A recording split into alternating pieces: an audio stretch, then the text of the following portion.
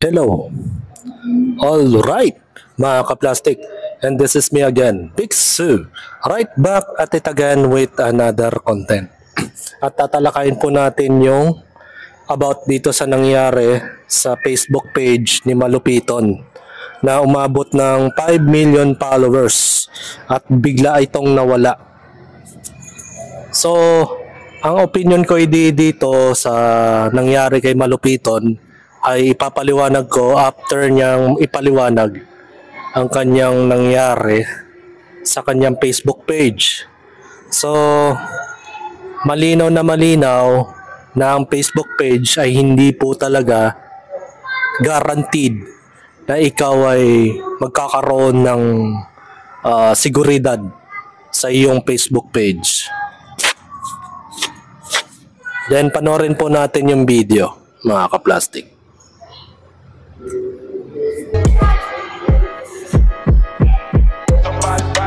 Burger sa akin. Labog ka! Ang dami kasi nagtatanong, dami nagtataka at dami naghahanap kung nasa na yung 5 million followers ko na Malupiton official. Ganito nangyari yan, kakwento ko sa inyo. April 11, nasa San Juan, Batangas kami, may gig kami noon. Doon ko nalaman bago ko mag-perform, doon ko nalaman na nawala yung page ko. Hindi ko alam kung ano gagawin ko, kung itutuloy ko ba yung performance, malulungkot na lang ba ako. Eh siyempre sobrang naka-epekto sa akin nun kasi 5 million followers biglang mawawala. Yan yung pinaghirapan ng matagal, tapos bigla na lang mawawala. Sobrang Nakakapanghinayang naman talaga, mga kaplastic, na 5 million followers ang nawala sa kanya na pinaghirapan niya ng ilang buwan o taon bago niya na-hit yung 5 million followers, mga kaplastic. So ano nga bang dahilan kung bakit nagkakaganon sa Facebook? Ano ba ang anomality ng Facebook page o ng Facebook Meta kung bakit nagkakaganito? So nakakapanghinayang kasi na pinaghirapan mo basta-basta na lang mawawala. So which either na nahack po or mayroon pong nag-claim na isang tao na sinasabi niya na siya ang original creator. Pwedeng ganon, mga kaplastic. So, tuloy natin yung video. sakit talaga syempre, pero the show must go on. Ngayon, nakapag-perform naman kami na maayos. Good sa man kinalabasan. Ito na nga nangyari sa page ko. Kwento ko sa inyo. Ang dami rin kasi nagsasabi na, bakit hindi mo ipa-verify yung account mo? Ba't hindi mo palagyan ng blue check? Actually, 500k followers pa lang ako. Tinatry ko na yun i-blue check. Pinapa-verify yun na siya hanggang sa nagkaroon na pwede ka na magbayad para magka-blue check ka. Ginawa ko rin yung kaso, hindi rin na-aprobahan. Waitings pa rin kay Meta, kaya hindi ako na-verify. Tapos kaya nawala yung page ko, may naunang nag-verify sa akin na Malupiton official din. Yan, yung ito po yung impersonator, mga kaplastic, na kung saan ay sinabi niya na siya yung may-ari ng Malupiton official Facebook page. Baga ginaya mismo yung kanyang page. 'Di ba? How ironic na ang kapal ng mukha ng taong ito, nasasabihin mo na ikaw may-ari ng Facebook page na yon. Pero bagamat wala ka namang katauhan ni Malupiton at wala kang kakayanan na mag-content unless pag-content yung taong yung originated na minanakawa mo ng video. Yan ang pangit sa Facebook, mga kaplastic. Sa Facebook kasi, ang kinakampihan nila kung sino man yung nag-plug o sino yung nag-report. Immediately, nagagawan nila ng violation na hindi man lang nila ni-review. Imagine mo, 5 million followers, pababagsakin lang ng 33 likes, 158 followers. Diba? Imagine mo, ganun ang nangyayari sa sirkulasyon ng Facebook na kayang-kayang pabagsakin ng 3 digits followers lang kumpara sa 7 digits na followers. Diba? Ganun to rin yung nangyari sa akin before. Gumawa ako ng isang commentary video sa isang vlogger na nireact ko about dun sa mga ginawa niya. Nag-viral kasi siya recent year. A year po, mga kaplastic. Ang lumabas, copyright claim. Samantalang nasa Perius po ako nun. Nasa alignment ako ng Perius. Pero hindi alam ni Facebook yung policy niya. Basta pag may nag-red flag sa'yo o kaya mayroon nag-report sa'yo, automatically ikaw ay madedehado. Ikaw ay matatanggalan ng page or else makaka-copyright strike ka. Di kagaya kay YouTube na kahit na mag-report po yung tao, hindi po basta-bastang papatawan ng copyright o community guidelines ang isang content creator kapag napatunayan na wala naman po siyang basihan kung bakit ka i-report sa kanyang page. Mas maganda pa nga sa YouTube highly secured ka kahit hindi mo ipa-verify yung account mo. Kasi yung blue check kasi ginagawang negosyo ni Facebook Di mo napapansin kada buwan magbabayad ka sa kanila para lang sa seguridad ng iyong account na patunay na sasabihin na ikaw ay original content creator ka ng ganitong page. Meron ng original content creator na may blue check, nahahack pa So anong silbi ng Facebook na yan, mga ka-plastic? 'Di ba? Nahahack pa rin kahit na naka-blue check. Ang sabi kasi dun sa blue check, mga ka-plastic, nasi-secured yung privacy mo. And then malelesen yung chances na ma-hack ka. 'Di ba? At isa pa, hindi ka magagaya ng mga impersonated na o mga magnanakaw ng content ng ibang content creator. Pero ang pangit dito, 5 million followers na napabagsak lang ng 158 followers lang. So napakapangit talaga ng policy ng Facebook. Kaya wala kang kasiguraduhan na kapag sumikat ka sa Facebook ay automatically kapag may nagre-upload, tapos ka. At i-claim niya sa sarili niya na siya ang may-ari ng page na yon. Samantalang kumukuha lang siya ng video sa'yo. Tuloy natin yung video. Wala yung page ko na nag-unpublish yung page ko, tapos sinabi doon na kaya nawala yung page ko kasi impersonator ako. Ako pa yung naging impersonator. Aray ko. Kaya nawala yung page ko. Tapos nakausap ko yung... Diba? Kung sino pa yung original creator, siya na pa yung napatawan ng impersonator ni Facebook. Samantalang, siya yung mas malaking followers sa Facebook. Di ba napakakupal din ni Meta o ni Facebook? Sana pabaguin nila yung policy about sa mga ganito, mga ka-plastic. Kasi nadedehado rin yung mga original creator na kagaya ko na nagpapakahirap gumawa ng content and then magugulat ka na lang, burado na yung Facebook page mo, gawa ng meron nag-claim na siya daw ang original creator.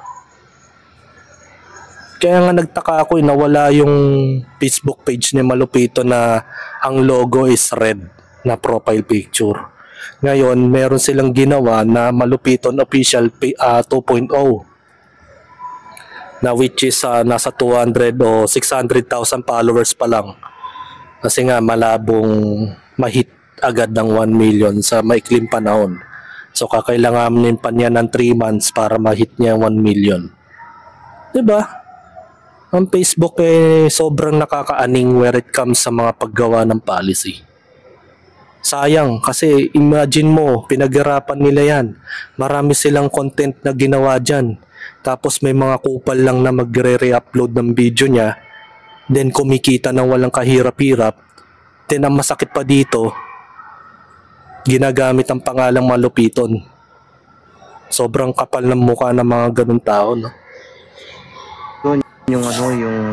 Yung nagpa-verified ng account, nakausap ko siya. Hindi ko alam kung bata siya or matanda, pero hindi ko naman siya sinabihan ng kung ano man. Hindi ako nagalit sa kanya.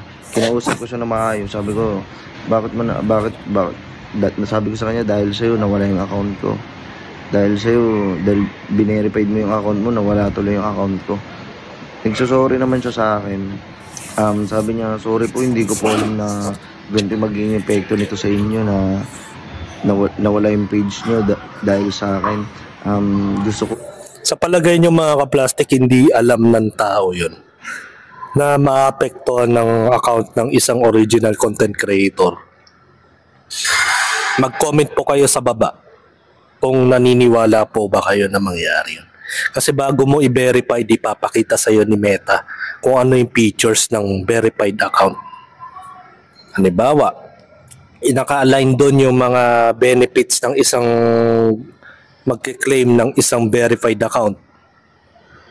Di ba?